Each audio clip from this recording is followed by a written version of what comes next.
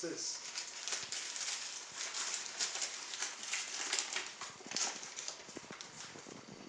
History video. What garbage is this? What do you want me to do with this?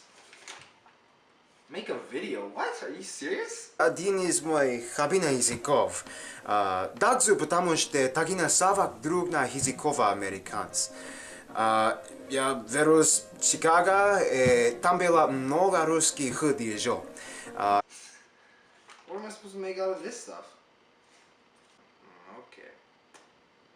Okay. Well, let's start.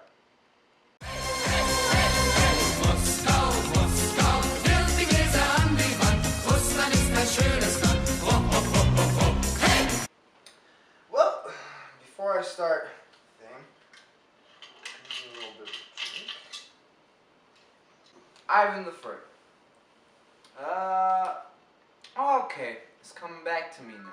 It's coming back to me. So, in the story of Ivan the Third, also known as Ivan the Great, it actually begins with his father, Vasily II.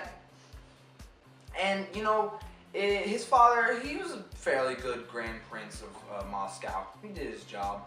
But when Ivan was growing up, he was the next heir to the throne. But Ivan's uncle, he wanted the throne for himself and for his son, so that they could be so that his son could be the new heir. So, in an attempt to take the throne, he decided to blind his brother. That way, he wouldn't be able to run Moscow. But Vasily II, he's like, I know how to stop this. And so he made Ivan III co-ruler of Moscow. When Ivan was about 12, he got married actually to a princess of Lithuania. He grew up learning a lot actually. So like he was trained in combat. You know, he was well versed in the politics of Moscow. He was pretty good. And when he was 22, he took up the throne after his father kicked the bucket. And the thing is though, he shouldn't have been able to. He shouldn't have been allowed.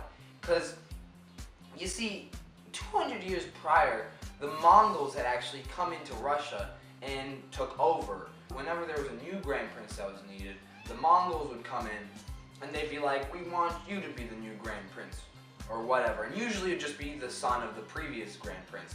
But they would have to give their verbal confirmation. And the thing is, Ivan III, he never got that. He just said, I'm gonna be Grand Prince now, nothing you can do about it. And one of the first things that he did was that he stopped giving these annual yearly gifts to the Mongols. He's like, nah, I don't want to. He even took the invitation for giving that gift and he ripped it up in front of their face. And this made him real angry. So much so that they decided they were gonna have a battle. So Ivan brought his army and the Mongols brought theirs, and they met up on opposite sides of a river. Neither one of them wanted to make the first move. Each one was like, nah, let them come first, then we'll do something. But this happened for weeks. They just stared at each other from opposite sides of a river and nothing happened. And so eventually, the Mongols decided, okay, this is boring. And they got up and left, and they just left Moscow, just like that. It was no bloody battle, nothing. It was strange. There were a lot of principalities surrounding Russia, and each one had their own prince dedicated to rule over them. And so what Ivan decided to do was he went to each one of them and he bargained with them in a way so that their land could now become a part of Moscow, or the Moscow territories pretty much. It was pretty good because he unified Moscow and his land increased by threefold. And so eventually he has a son who's heir to the throne, and his name is Vasily III. He has a son, Ivan IV. Now this guy, ooh, he's a real number. And so when Ivan is just 3 years old, Vasily and his wife both die. And this leads him to have a really rough childhood because the Russian boyars, which is the nobility, the upper class, they would be able to make decisions close to that of equal power of the Grand Prince. They decided that they were going to have to rule over until Ivan was old enough. And so when Ivan was 3, he was crowned as Grand Prince. And then when he's like 12 years old, he becomes pretty sadistic. He does average 12-year-old things, drops cats and dogs out from the top floor of the Kremlin Palace. You know, normal things. He would pluck feathers out of birds that were still alive. Normal things. One time when he was 13 years old, he invited the boyars over for a nice Christmas dinner. And halfway through, he becomes so angry that he demands the execution of one of them. So they take the man, they throw him outside, and he's hunted down by the hounds. It's not cool. That's not cool. And he's a devout Christian. And the thing is, somewhat around this time, Constantinople had pretty much fallen. The Byzantine Empire was gone. And before the Byzantine Empire was the Roman Empire. And so Russia at that time had the Russian Orthodox Church. Ivan and some of the other Russian monks decided that Russia was going to be the new Constantinople, basically the new Rome. So they decided to name the new emperors, starting with Ivan when he's just 16 years old, to name them the Tsars, like Caesar, you know? Yeah, so, what's it called? What else does this dumb thing say? Yeah.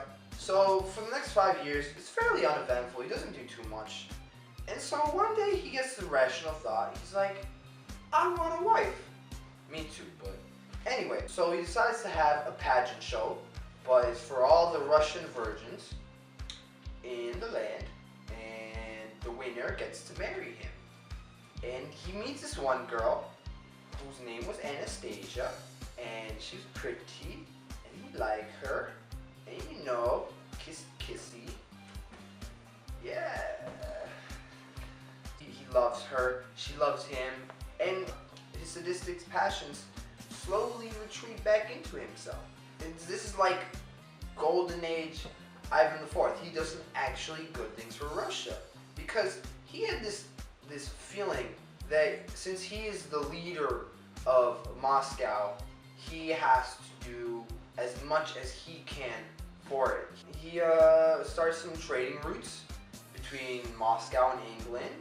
He eventually took over this Muslim place far east of Moscow. It all comes crumbling down because after a while his wife dies under mysterious circumstances. Nobody really knows how. Some people say that she killed herself. Other people say that it was poison. Ivan himself, he believed that it was poison. And he also has this weird problem with his spine. It's shrinking in on itself. And basically he took mercury and to ease with the pain, and it would make him really violent at times, and then he'd become depressed over what he'd done. He created what we call the Opichniki, which was this police force that was meant to be really scary. It would strike fear into the hearts of all of the nobility in Russia. And basically, they were these men dressed up in all black. They'd ride these black horses. The horses would have real dogs' severed heads wrapped around it. Yeah, Russia was pretty much split in a way where it was the Russian boyars who ruled over parts of the entire country, and it was Ivan who ruled over the nobility, because if they didn't listen to what he had to say. So yeah, he does this. He kills tons of people. He has his own dungeon where he would torture people. And he had this staff where it was just a normal staff, but on the top there was like this metal part onto it, and it was very sharp. And so he would use that just to walk around. One day, him and his son, they're having an argument, and in rage he strikes his son, but he's also holding his staff. And so the metal edge of the staff actually stabbed his son in the head. And a couple days later, he dies. And Ivan became extremely depressed and felt extremely guilty. I mean, it was his fault anyway, but now he's more upset because his other son would also have to now be the new heir to the throne. And his other son was really stupid, like he was just simple-minded, you know. So not only has he left the future of Russia in bad hands, he's just killed his son as well. So after a year of this, of just being completely depressed, he decides, that's it, I'm done, and he becomes a monk. And he lives the rest of his 2 years, you know, just playing chess and being a monk.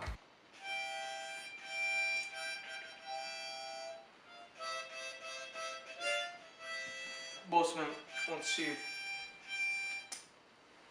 Get up. Много русский ходижо. Когда я ходил в школу, я слышал, как дети говорят по-русски.